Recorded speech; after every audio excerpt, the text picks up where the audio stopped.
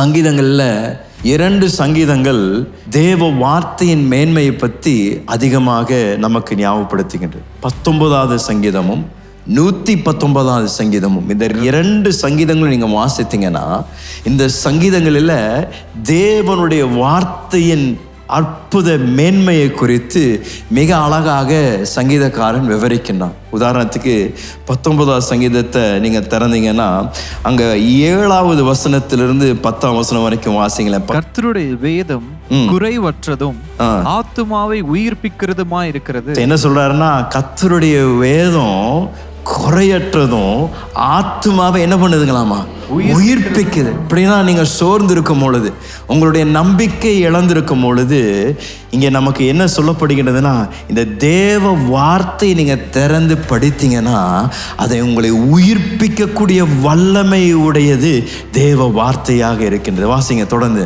கர்த்தருடைய சாட்சி சத்தியமும் பேதையை ஞானியாக்குறதுமா இருக்கிறது. பேதையை என்னமாக்குதுங்களாமா, ஞானியாக்கு. உங்களுக்கு இந்த வருடம் உங்களுக்கு உங்களுடைய படிப்பில் வெற்றி பெறணுமா, உங்களுடைய பரீட்சையில் நீங்கள் சிறப்பாக செய்யணுமா, இந்த வேதத்திற்குள் அடங்கி இருக்கின்ற சத்தியத்தின் மேல் உங்கள் பிரியம் வருவதாக.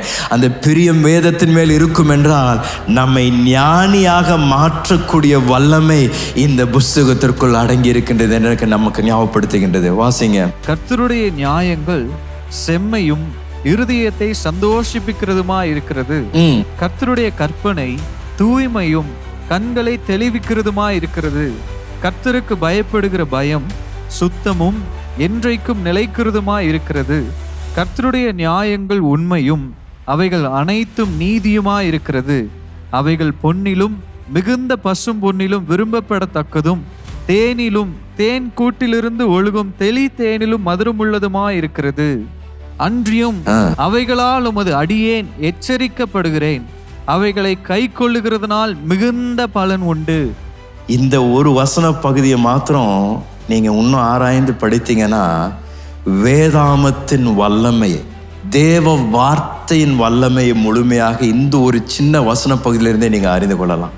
யோசித்து பாருங்களேன், இந்த சங்கீதத்தை தாவீது தான் எழுதியிருப்பார். நிச்சயமாக இவர் எழுதின பொழுது எரேமியா தீர்க்கதரிசியின் புஸ்தகங்கள் எழுதப்படவில்லை, ஏசாயான் தீர்க்கதரிசன புஸ்தகங்கள் எழுதப்படவில்லை.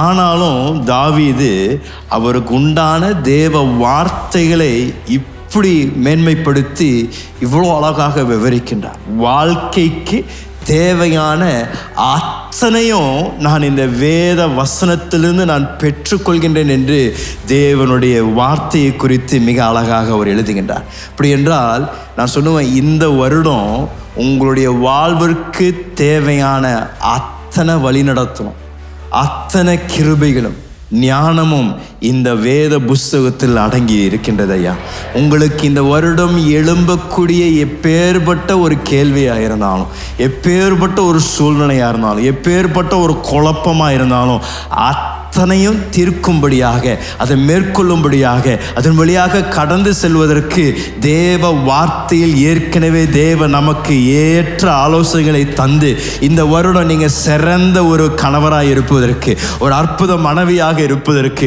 ஒரு நல்ல தகப்பன் நல்ல தாயாக இருப்பதற்கு, ஒரு நல்ல பிள்ளையாக இருப்பதற்கு, ஒரு சக்சஸ்ஃபுல் பிஸ்னஸ் மேனாக இருப்பதற்கு, ஒரு நல்ல ஒரு ஸ்டூடெண்ட்டாக இருப்பதற்கு, நீங்கள் இந்த வாழ்க்கையில் எந்த எல்லையில் இப்போ இருக்கிறீங்களோ அதில் சிறந்து விளங்குவதற்கு ஏற்கனவே தேவன் அவருடைய வார்த்தையில ஏற்ற வாக்குத்தத்தங்களையும் ஆசீர்வாதங்களையும் தேவன் ஏற்கனவே வெளிப்படுத்தி இருக்கின்றார். அப்படின்னா இந்த வருடத்தின் வெற்றியின் ரகசியம் இந்த வேதத்திற்குள் அடங்கி இருக்கின்றையா.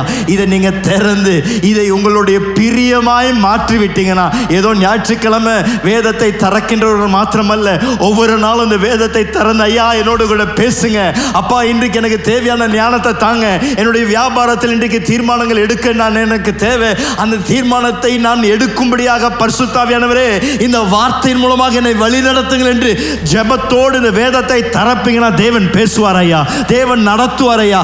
அற்புத விதங்கள் தேவனுடைய ஞானம் உங்களுடைய வாழ்க்கையில ஆண்டவர் விளங்க செய்வார்.